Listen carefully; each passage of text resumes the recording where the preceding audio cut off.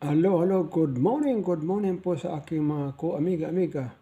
Sana is nasa mabuti po kayong kalagayan po. So ngayon, ang ating talakayin po nga balita regarding po ito sa what we call kaso ni dating former President of the Philippines, Duterte po, nga doon stay in po sa dahil po sa kanyang paglitis sa kaso sa kanyang drug case po. So what we call killing. So sa ngayon, makinig tayo. Siyempre, Ignas ito, kayo na ang what we call detect kung paano niya maintindihan sa balita na to sa isang judge po sa ICC. So, makinig tayo. Okay, ito na po. That the movement of a detainee from the detention unit to the court is an unsettling experience even for the sturdiest of clients, but he's fully aware that you will expect to see him sooner rather than later. Right, yes. Well, as you're on your feet, Mr. Haynes, we may as well start the introductions with you. Well, I'm ably assisted today by Miss Gibson, Miss Daniel and Miss Setting. Yes, thank you very much. And the appearances for the prosecution? Good morning, Madam President. Good morning, Your Honors, to everybody in the room. Julian Nichols with Edward Jeremy, Sylvie Wakchong, Sinzana Ziayo, and James Marie. Thank you. Thank you very much. And finally, the representatives for the victims. Good morning, Madam President, Your Honors, Angrawowski, and myself, Paulina Masida, for the victims today. Thank you. Yes, Mr. Masida, can I just clarify something while you're on your feet? I know you're the only representative appearing today, but the pre-trial chamber, I think, appointed 3 of you. Can I ask which of you is lead counsel? None of us, the 3 of us are lead counsel, actually. The way in which we work, we normally agree on a common position before the chamber if necessary or anything. So we actually act as a single team. This is the expression which was used by pre-trial chamber. But we don't have a formal lead counsel in the team, and we take our decisions jointly and collegially. Yes, all right. Well, I mean, that of course is a matter for you, but I want to make one thing clear. Only one of you from the 3 that have been appointed will be asking questions. I'm not going to have 3 people asking questions during the course of the trial. Can reassure Madam President, this is also our understanding, and we will always be in agreement between the 3 of us who will be leading a specific questioning for a witness or a specific arguments in court. So in other words, also for legal arguments, only one of us will address the court. Thank you. That's very helpful. Thank you very much indeed. All right. I don't think we've got anybody here from the registry this morning. So we might as well move to, as I say, what is a relatively short session. The first item on the agenda was the deadlines for the filings of observations to the expert panel for the reports. And we set, I should make it clear, the experts who are going to examine the accused. We set the following deadlines: the 18th of August for the experts to file their reports, 24th of August the registry was going to file the experts' reports. Right. And 31st of August, observations from the parties and participants, including any request that may be made for an actual hearing. Now, Mr. Nichols, the Office of the Prosecutor requested this item. Is there a reason for that? Yes, Your Honor. Thank you.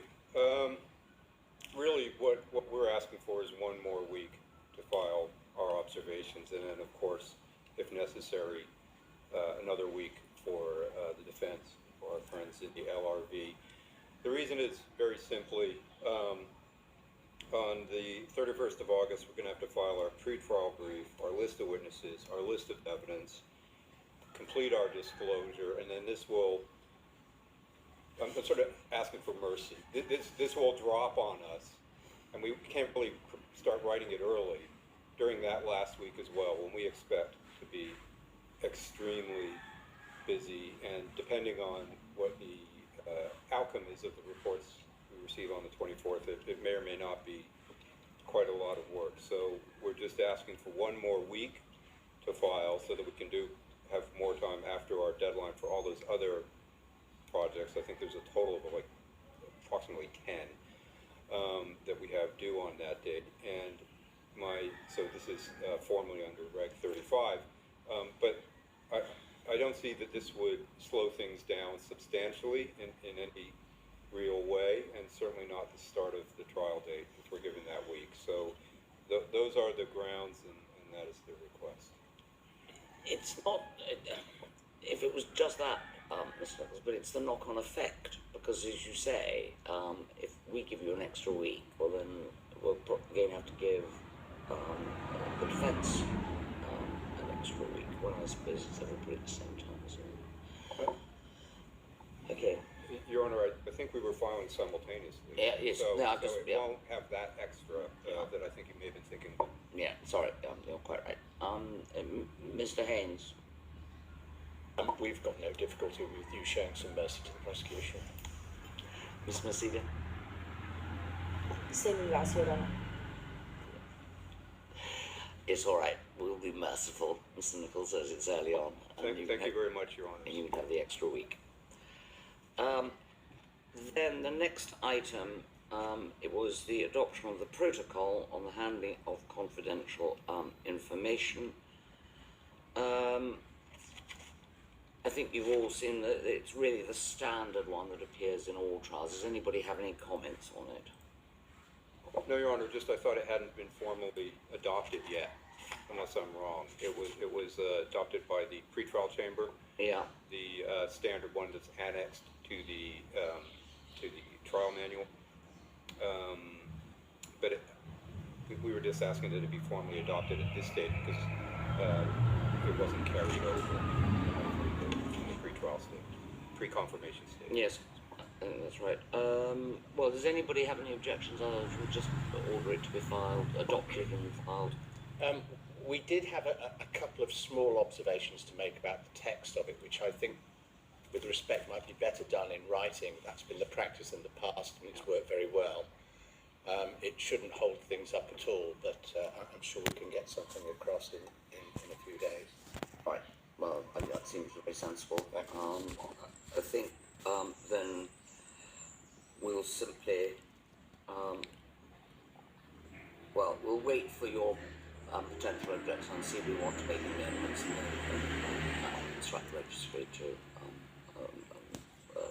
file it, or whatever the procedure is for this protocol. Right, page limit of the prosecution's trial brief. Well, you again, Mr. Nichols, asked for this. How many pages are you asking for? That's for 160, Your Honor. An additional 40 pages. I think, I don't have the stats, but I think that's almost the standard now with the 120 is the parties ask for some more. That's 40 less than in the Abdulrahman case, and I think we may use a little bit less than that, but I think that's what we really need to write a good brief. Yeah, and is that with or without annexes? Because well, you got some help. You had some helpful annexes attached to the pre-confirmation brief. Yes, that would be without annexes. We will avoid that issue that came up in the last trial about substance in the annexes that should have been in the brief, but that would be without the annexes, so that wouldn't include maps and charts. No, that's right. Yeah, I think that. Yeah, we all agree. Yes. All right. Thank you very much, Your Honor. Yan po mga ka-amigo, amiga, thank you sa inyong lahat. Mag-ingat palagi. God bless everyone po. Stay safe, healthy po. So, again, thank you everyone po. Bye-bye.